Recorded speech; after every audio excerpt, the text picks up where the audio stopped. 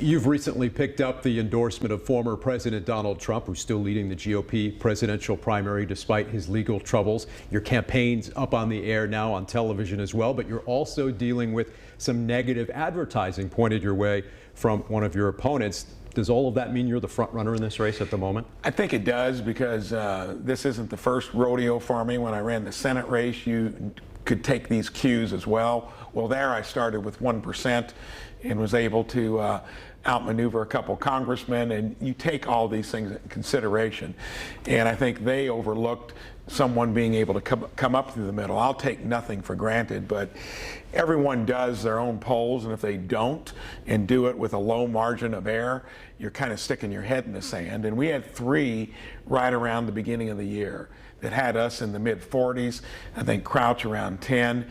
You didn't have 2 people in the race then that jumped in afterwards. So the most recent poll, again, with a low margin of error that we did, we are around 40, and Suzanne is maybe going up a few points to 12 or 13, and the other 3 are in single digits. There's one other lady running, and she did not register. I don't know how much effort she's putting into it, but in general, yes, when they see that, that means what they're talking about is not resonating, or people aren't hearing them. And then, yes, negative advertising, just like in the general election when I ran for Senate, that was the preponderance of it. So I want to ask you about this Sure. negative ad, the new one that's out now from your opponent, Eric Doden, who now has Yes. the backing of the Henry County Sheriff, Sheriff Sproles, who says he's backing Doden now instead of you because of your stance on qualified immunity in 2020, saying you turned your back on police in our state. You were just at the border with he and a Sure. number of other sheriffs last week. What's your response to all this? which begs the question, if the Indiana Sheriff's Association asked me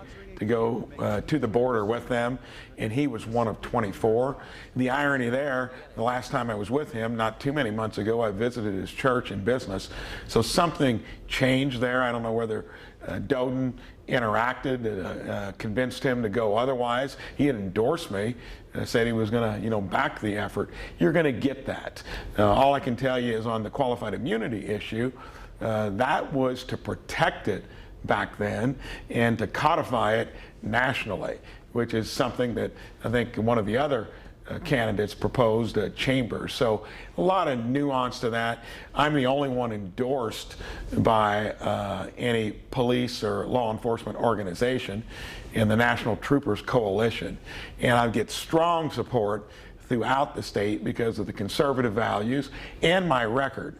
I am the leading co-sponsor on the Thin Blue Line Act, which is the national law that's going to hold people that come after law enforcement at the highest level of accountability. So that doesn't add up. Some of the legislation you referenced, though, that you voiced some support for back then may have codified it, but it may have also, in some instances, depending on how it ended up getting passed, would have scaled it back to some degree. Not really. I think Not? that's all got caught in the crossfire of where the Democrats were taking it to want to get rid of it.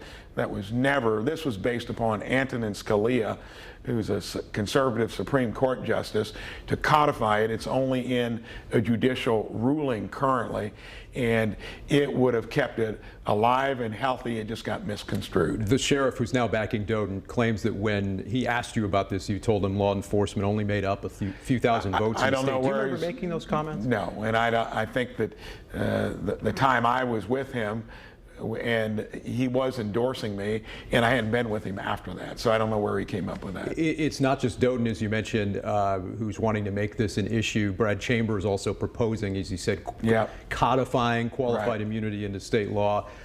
Are you potentially vulnerable on this issue as you head into the Republican primary? All I can tell you, it's been out in the marketplace, highly visible.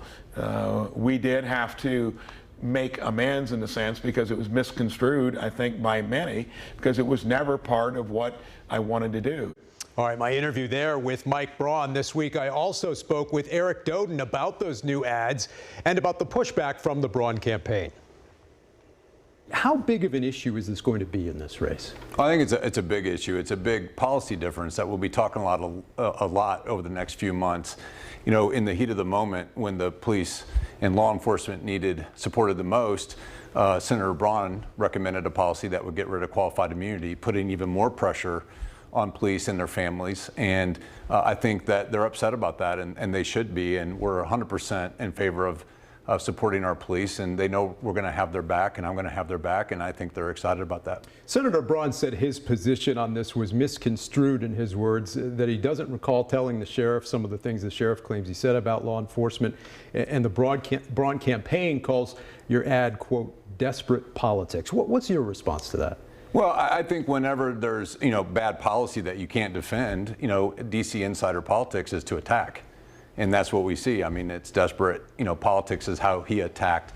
Really what he needs to be explaining is how, he came up with a policy at a time where the police supported the most, and he was going to make it harder for them to do their jobs.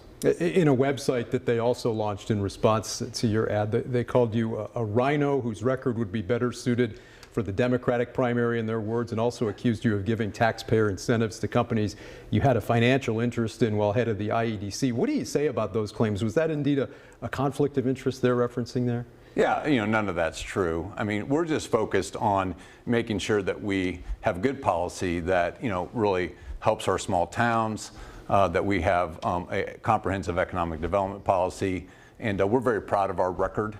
Both with Mike Pence and as a conservative, and so it's just not true. The IEDC, meantime, has also been in the news, not only for potential conflicts of that nature, but also because of this war over water now in Boone and Tippecanoe counties with the LEAP project that fellow candidate Brad Chambers had championed while he was serving more recently as IEDC president.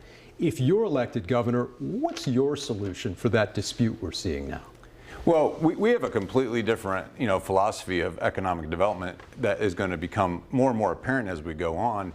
There's sort of been this, hey, let's do big projects, give large corporations a lot of resources and money, and we're suggesting something completely different. We're suggesting that we need to have a 92 county strategy, that we're going to have a strategy in which our small towns are able to be successful. We know that 100%, nearly 100% of job growth and wage growth comes from small companies and startups and small businesses. And we also know that it's going to be important to attract and retain talent. And so by having a 92 county strategy, that will be, instead of taking resources away from these communities like Lafayette and West Lafayette, for these big, bold projects. You don't think that's the right approach? Yeah, we don't. I mean, I clearly think that the right approach is to have a strategy in which, look, our politicians have ignored our small towns for over 50 years, and this large, strategy of big projects for large multinational companies have not helped any of our small towns.